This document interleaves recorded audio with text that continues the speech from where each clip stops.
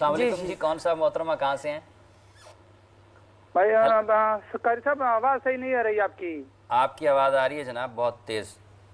میں آپ کی آواز صحیح نہیں آ رہی ہے, تھوڑی سی آ رہی ہے, پھر تھوڑی سی آ گئی تھی ابھی. پھر میں ملتان سے 12 سے میں ضلع اٹک تحصیل جنڈ کا رہنے والا ہوں.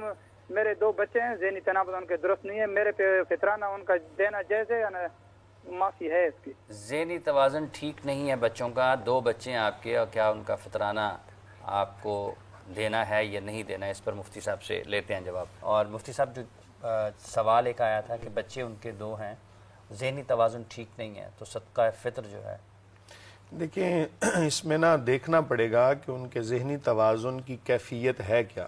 اگر تو اس حد تک ذہنی توازن درست نہیں کہ عقل ہی کھو بیٹھے, بالکل جس کو پاگل پن کہا جاتا ہے, جنون کی حد تک, تو اس میں پھر علماء کی 2 آراء ہیں. ان میں سے ایک طبقہ تو یہ کہتا ہے کہ چونکہ صدقہ اگر یہ صاحب نصاب ہیں, ان کی ملکیت کے اندر اتنا مال ہے, تو صدقہ فطر ادا کر دینا چاہیے.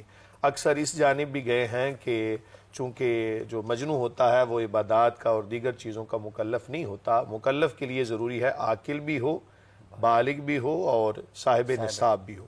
تو جب اس شرط کو ہم دیکھتے ہیں تو پھر ان کے اوپر صدقہ فطر واجب نہیں ہے. لیکن احتیاط اسی میں ہوتی ہے کہ جب مختلف آراء آ رہی ہوں نا, تو احتیاطی قول پر عمل کرتے ہوئے, اگر تو اتنے مالدار ہیں ان کے والدین, تو بہتر یہ ہے کہ ادا کر دینا چاہیے. لیکن اگر نہیں کریں گے تو وہ گناہ گار نہیں ہوں گے. احتیاطی طور پر کر دینا چاہیے, اگر نہیں کریں گے تو دیکھیں نا, میں اس لیے اصول بتا دیتا ہوں کہ جو کلیئرٹی ہو جائے, ہاں جی, کہ اس کے اندر نا شبہ ہی نہ رہے. تو اس شبہ سے بچنے کے لیے, چونکہ یہ خود تو مکلف نہیں ہے, یہ جو بذات خود مکلف نہیں ہے, لیکن چونکہ یہ ابھی والدین کے زیر پرورش ہیں, تو والدین چونکہ ان کے ذمہ دار ہیں, تو اس لیے ان کو ادا کر دینا چاہیے. اس کی مثال بھی میں یہاں عرض کر دیتا ہوں, بلکہ یہ مسئلہ بھی ہمارے ناظرین تک پہنچ جائے گا.